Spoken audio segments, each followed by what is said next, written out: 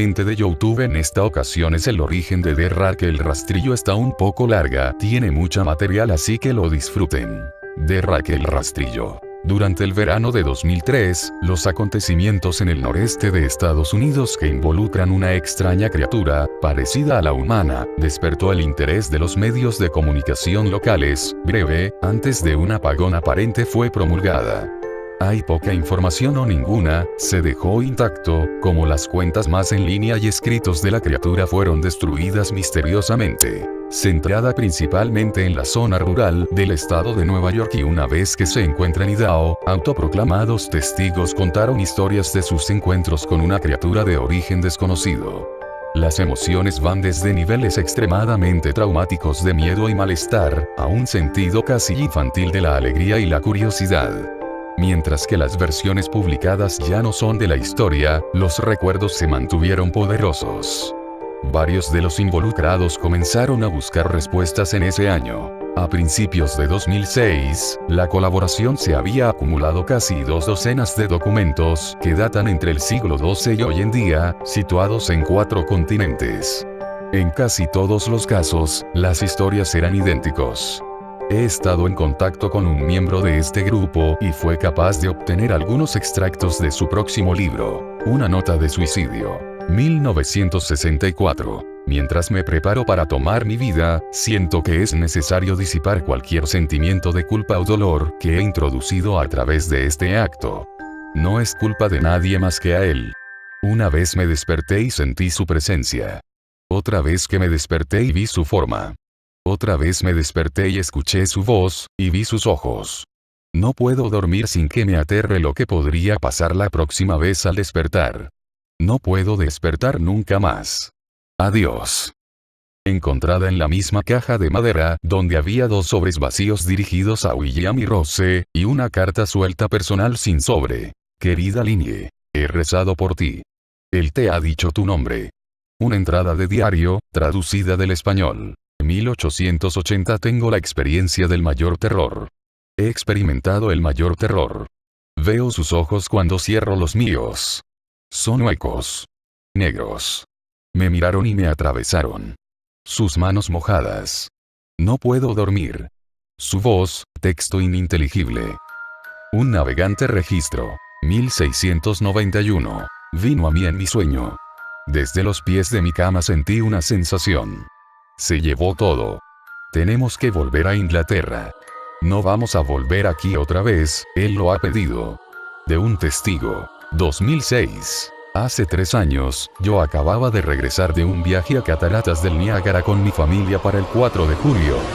Todos estábamos muy cansados después de un largo día de conducir, por lo que mi esposo y yo pusimos a los niños en la cama y lo llamó una noche. A eso de las 4 am, me desperté pensando que mi esposo se había levantado para ir al baño. Usé ese momento para robar a las sábanas, solo para despertar a mi marido en el proceso. Me disculpé y le pregunté que si él se había levantado. Cuando se volvió hacia mí, él abrió la boca y sacó los pies del extremo de la cama tan rápido su rodilla casi me tiró. Entonces me agarró y no dijo nada. Después de adaptarme a la oscuridad por unos segundos, fui capaz de ver lo que causó la reacción extraña. A los pies de la cama, sentado y de espaldas a nosotros, había lo que parecía ser un hombre desnudo, o un gran perro sin pelo de algún tipo. Su posición corporal era inquietante y poco natural, como si hubiera sido golpeado por un coche o algo así. Por alguna razón, no me asusté, más me preocupaba su condición. En este punto, yo pensaba que teníamos que ayudarle. Mi marido estaba mirando por encima de su brazo y la rodilla, enclavado en la posición fetal, de vez en cuando mirando a mí antes de regresar a la criatura. En una ráfaga de movimiento, la criatura rodó por el lado de la cama y se arrastró rápidamente en una especie de agitano y extraño movimiento a lo largo de la cama, hasta que estaba a menos de un palmo de la cara de mi marido. La criatura estuvo completamente en silencio durante unos 30 segundos, o probablemente más cercano a 5, parecían mucho más, solo mirando a mi marido. La criatura entonces puso su mano en su rodilla y corrió al pasillo, que conduce a los cuartos de los niños. Grité y corrí hacia el interruptor de luz, planeando ir a detenerlo antes de que dañara a mis hijos. Cuando llegué al pasillo, la luz de la habitación era suficiente para verlo agachado y encorvado sobre unos 20 metros de distancia. Se dio la vuelta y miró directamente a mí, cubierto de sangre. Encendí la luz y vi a mi hija Clara. La criatura corrió por las escaleras, mientras mi esposo y yo corrimos para ayudar a nuestra hija. Ella estaba muy mal herida y solo habló una vez más en su corta vida. Ella dijo: él es el rastrillo. Mi marido conducía su auto en un lago de la noche, mientras que apresurarse a nuestra hija al hospital. No sobrevivió. Al ser una ciudad pequeña, tiene alrededor noticia con bastante rapidez. La policía estaba atento al principio, y el diario local tomó mucho interés también. Sin embargo, la historia nunca fue publicada y las noticias de televisión local sin más trámite tampoco. Desde hace varios meses, mi hijo Justin y yo nos alojamos en un hotel cerca de la casa de mis padres. Después decidimos volver a casa, empecé a buscar respuestas a mí misma. Finalmente he localizado un hombre en el pueblo de al lado que tenía una historia similar. Nos pusimos en contacto y empezamos a hablar de nuestras experiencias. Sabía de otras 2 personas en Nueva York que habían visto a la criatura que ahora se conoce como el rastrillo. Nos tomó los 4 alrededor de 2 años completos de búsqueda en internet y la escritura para llegar a una pequeña colección de registros del rastrillo. Ninguno de ellos dio ningún detalle, la historia o el seguimiento. Una revista tenía una entrada que implica a la criatura en sus primeras 3 páginas, y nunca lo volvió a mencionar. Registro de un marinero no explicaba nada del encuentro, diciendo solo que se les dijo que se fuera por el rastrillo. Esa fue la última entrada en el registro. Hubo, sin embargo, muchos casos en que la visita de la criatura era una de una serie de visitas a la misma persona. Varias personas también mencionó que se habla, mi hija incluida. Esto nos llevó a preguntarnos si el rastrillo había visitado ninguno de nosotros antes de nuestro último encuentro. He creado un grabador digital cerca de mi cama y lo dejaron correr toda la noche, todas las noches, durante 2 semanas.